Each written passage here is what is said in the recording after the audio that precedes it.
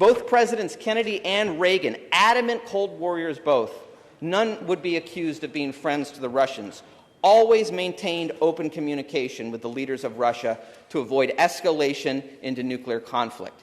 Instead, our present-day leaders refuse diplomacy and push the war forward to the last Ukrainian standing, not for the benefit of the people of Ukraine, but to bleed the Russians dry, as in Afghanistan throughout the 1980s.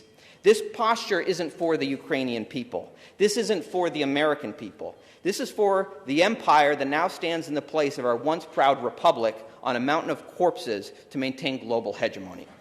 That's why in 2014, then Vice President Joe Biden oversaw the overthrow of the democratically elected president of Ukraine, Viktor Yanukovych. His crime was not signing a trade deal with the European Union. In actuality, he wanted to sign 2 trade deals with both Russia and the West. But when the EU agreement suddenly prohibited any economic agreement with Russia, Yanukovych says he felt like a bride who showed up for a wedding only to discover a never-before-discussed prenuptial agreement, and he just wasn't in the mood anymore. For that, he was regime changed. And if you doubt Washington, D.C. had anything to do with it, I have a bridge to sell you in Libya. Thanks to leaked phone calls, we know for a fact that the current Undersecretary of State, Victoria Nuland, personally handpicked the leaders of the new government to replace Yanukovych. You can hear the phone call in her own voice as she speaks with the U.S. ambassador to Ukraine about who is in and who is out in the new Ukrainian regime to make the whole thing stick. Is this what democracy looks like? I don't think so. And after the coup, the new government, urged on by local neo-Nazi groups like the Azov Battalion, and when I say neo-Nazi groups, I don't mean in the parlance that's often thrown around today. I mean actual Adolf Hitler-loving neo-Nazis who welcomed the German invasion during World War II. They urged the government and succeeded in banning the speaking of Russian and launching an ethnic cleansing campaign in the eastern regions of Ukraine.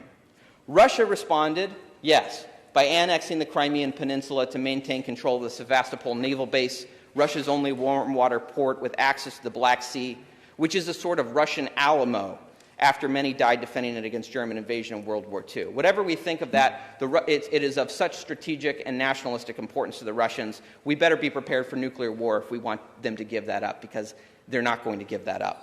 But at the same time, he rejected petitions from ethnically Russian people in the Donbass region of eastern Ukraine, now at the center of the war, who wanted to secede and join Russia. But over the next 8 years, a civil war raged in these separatist regions. Our own government funneled weapons into the conflict. In 2016, I represented Maine on the National Platform Committee of my political party, along with our colleague, Senator Guerin of Penobscot County. At the time, I was shocked to read calls for sending these weapons into this civil war halfway across the world. That's why I opposed that language and fought to strike it from the document, warning that these policies could escalate into a nuclear conflict. And 7 years later, here we are, living under the shadow of it all. These are only some of the most significant provocations: NATO expansion, deposing a democratically elected government, funneling weapons into a civil war on Russia's border. I haven't even mentioned the torn-up nuclear treaties and the years of domestic anti-Russian propaganda pushed onto the American people through an unholy alliance between U.S. intelligence agencies and the corporate press. Do you all remember that report that Vladimir Putin was putting bounties on U.S. soldiers in Afghanistan? That story was as false as the reports of Iraqi soldiers ripping Kuwaiti babies from incubators in the lead-up to Desert Storm. Pure war propaganda. It was completely debunked. This disinformation was planted in the media by, quote, anonymous intelligence officials in the lead-up to a major U.S. election. But if you ever read a retraction, you were lucky to find it on page 36 after months of front-page coverage. That's how war propaganda works with the war machine. Lie, rinse, repeat, and never apologize.